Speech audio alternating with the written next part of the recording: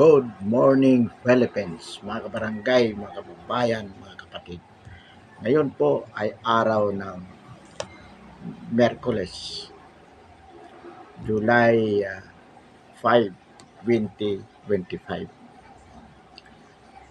Bukas po, araw ng July 6, ayon po sa balita, pag-uusapan ng Senado formal kung ano ang gagawin nila sa decision ng Supreme Court na nagbabasura sa impeachment case laban kay BP Inday Sara. Pagbubutuhan di umano ng Senado kung i-dismiss ba o ipagpapatuloy ang impeachment trial. Well, mga kabarangay, mga kababayan, mga kapatid,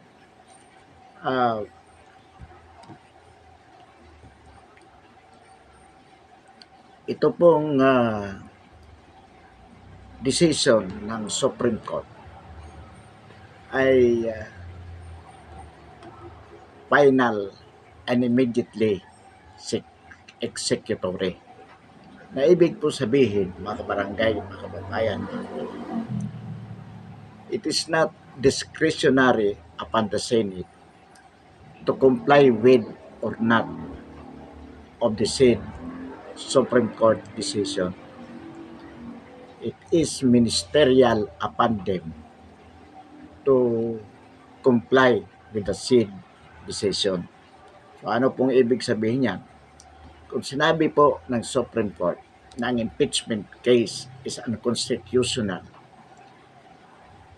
sa makatwid, obligado po ang Senado na i-dismiss ang nabanggit na kaso. Wala po silang discretion. Wala silang choice kung hindi sundin po ang nabanggit na decision. Sapagkat kung hindi po nila susundin ang nasabing decision, magkakaroon po tayo ng tinatawag na constitutional crisis. Ano po ang ibig sabihin? Ibig po sabihin yan, nilalabag ng mismo ng Senado ang kautusan ng Supreme Court na kung saan sinasabi nito na hindi na dapat ipagpatuloy ang trial sapagkat walang jurisdiction ang Senado. So, ibig po sabihin yan, binabaliwala ng Senado ang saligang batas sapagkat ayon sa saligang batas, Supreme Court lamang ang tanging may kapangyarihan kung alin o hindi ang constitutional. Meaning, it is only the Supreme Court who can decide as to whether or not a certain act is constitutional or not. Wala po sa Senado. Walang kapangyarihan ang Senado para sabihin kung alin at hindi ang constitutional. So kung sinabi ng Supreme Court na ang impeachment case is void ab initio at unconstitutional o paglabag sa saligang batas, so ang Senado, right or wrong, dapat pong sumunod sila. So inuulit po natin, it is not discretionary upon the Senate to follow or not the Supreme Court decision relative to the impeachment case of BP Inday Sara. So much so that if the Supreme Court has said so that the impeachment case is unconstitutional at ito ay void ab initio, the Senate has no option but to dismiss the case. Otherwise, magkakaroon po ng constitutional crisis kung saan wala na pong susunding batas dito sa Pilipinas. At katulad po ng sinasabi natin noon pa man, posible po na magkaroon tayo ng civil war. At sa tingin po naman natin, hindi ito papayagan ng Senado Sa bagay po, nag-announce na si Senator Jingo Estrada noon pa man na sinasabi niya na base sa kanyang pagtaya, 4 to 5 senators lamang ang hindi pa sang-ayon na i-dismiss ang kaso ng impeachment laban kay Bibi Sara. At kaugnay nga sa sinasabing resolution, mayroon akong 4 na pumirma dito na ayon sa kanila ay dapat ipagpatuloy ang impeachment trial sa kabila na nagpasya na ang Supreme Court. Pero sa ngayon, o ibig sabihin, tama ang pagtaya ni Senator Jingo Estrada na mayroong 4 o 5 na mga senador ang hindi tatalima sa Supreme Court decision.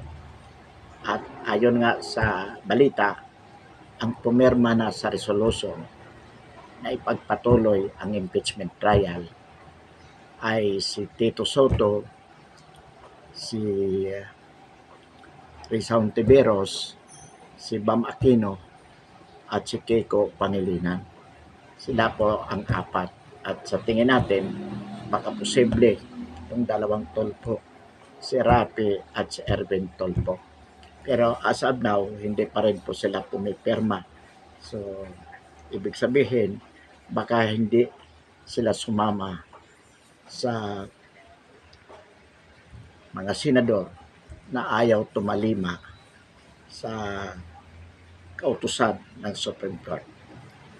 Naulit natin, ang sinasabi po natin doon sa 4 na senador na pumirma na dapat ipagpatuloy ang impeachment trial, dapat po sila ay na-cite ng indirect contempt sapagkat sa kanilang pagpirma sa nabanggit na resolution, ibig sabihin lamang na sila ay direktang sumusabay sa kautusan ng Supreme Court at dapat ang mga ito ay disiplinahin.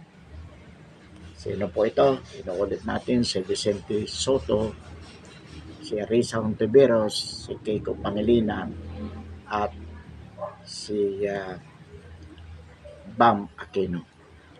Mga kabarangay, mga kababayan, mga kapatid, nabaltaan din po natin na ang House of Representatives kahapon ay nag-file po ng motion for reconsideration sa nabanggit na decision ng Supreme Court. Well, karapatan po yan ng alinmang partido ng isang kaso. At dito po ang House of Representatives is a party to the case sapagkat sila po ang prosecutor. Karapatan po nila, bagamat sa paniniwala natin, mahirap nang baguhin ang decision na ito ng Supreme Court sapagkat ito ay unanimous decision. Ibig sabihin po, out of 15 justices, 13 voted for the same decision without any dissenting. Kaya nga po, unanimous.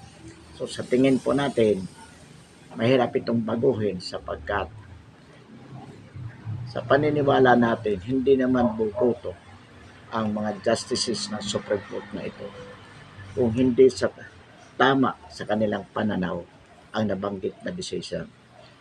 Ang ponente po o ang sumulat na nabanggit na decision ay si Associate Justice Marvick Leone.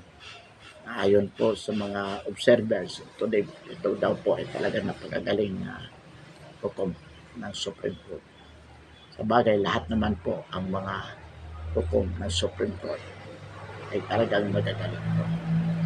Ngunit, mga kabarangay, mga kababayan, mga kapatid, ang pangit po sa ginawa ng House of Representatives in filing their motion for reconsideration, may kasama pong pagbabanta. Mismo ang House Speaker na si Martin Romualdez ay nagpahayag ayon sa kanya, ang mga justices ng Supreme Court ay impeachable officials din. Totoo po. Pero the timing of the said pronouncement concomitant with the filing of the motion for reconsideration, ibig po sabihin, ang kanilang pagpapile na nabanggit na motion for reconsideration ay maroon pong kasamang pagbabanta. Na ibig sabihin, kung hindi po sa sangayonan ng Supreme Court ang kanilang kahilingan, hindi baguhin ng Supreme Court ang desisyon nito na baliktarin ang naunang desisyon, ang ibig po sabihin ni Martin Romualdez ay kanilang ipa-impeach ang mga justices ng Supreme Court. Ito po ang nakakahiya po itong ginawa ni Speaker Martin Romualdez. Ito po ay pananakot sa ating mga justices ng Supreme Court. Na sa tingin naman po natin, hindi ito magpapatinag sa kanya. Gagawin ng mga justices of the Supreme Court kung ano ang tama.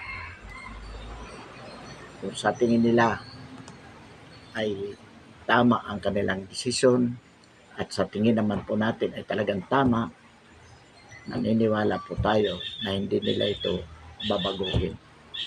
Kahit na anong pananakot ng House of Representatives na kung hindi nila babaguhin ang kanilang naunang desisyon, kanilang i-impeach ang lahat ng mga justices. Well, gawin po ng House ito, tingnan po natin kung ano ang mangyayari. But we believe firmly that the Supreme Court will not be intimidated by the threat of Martin Romualdez. At sa atin pong paniniwala, nagpapatasya lang po ito si Romualdez. Sapagkat unang-una, kung ipa-impeach niya ang lahat ng justices dahil lamang sa nabanggit na desisyon, sa tingin po naman natin, mas matino ang mga senador kaysa mga congressmen. At kahit makuha nila ang 1/3 votes of the congressmen to constitute an articles of impeachment against the justices of the Supreme Court, the Senate as an impeachment judge will not allow it. So wala pong mangyayari sa banta ni Martin Romualdez. Nagpapakita lamang po talaga ito si Martin Romualdez ay baluktot ang utak. At dapat dito mga kabarangay, mga kababayan, mga kapatid, ay bitayin ng patiwarik. Nang sa ganon, padala-dala po ito sapagkat sobra na po ang panluloko na ginagawa nito sa sambayan ng Pilipino. Kailangan disiplinahin po itong si Martin Romualdez. Ito po ay isang pampagulo sa ating bansa. Ngayon, hinahamon kita, Martin Romualdez, o hinahamon ka, isang bayan ng Pilipino. Subukin mo. Kapag lumabas ang resulta ng inyong motion for reconsideration at hindi kayo pinaboran ng Supreme Court, well, hinahamon ka ng sambayan ng Pilipino, Martin Romualdez. Try to initiate for impeaching all justices of the Supreme Court. At titingnan natin kung may mga tao sasama sa kagaguhan. Pagkat masyado na itong ginagawa mong panluloko sa sambayan ng Pilipino. Inaulit po natin, mga kabarangay, mga kababayan, mga kapatid, hindi po tayo naniniwala na kayang takutin ni Martin Romualdez ang mga Supreme Court Justices. Ang mga Supreme Court Justices na yan ay magpapasya in accordance with what is right. They will decide not because they are intimidated or afraid of being impeached as written by Martin Romualdez. ito po ang marugdog at maalab nating paniniwala sa integridad ng mga hukom sa Korte Suprema. Pansamantala, mga kabarangay, mga kababayan, mga kapatid, wakasan po natin ang ating talakayan ngayong umaga. Muli, marami pong salamat.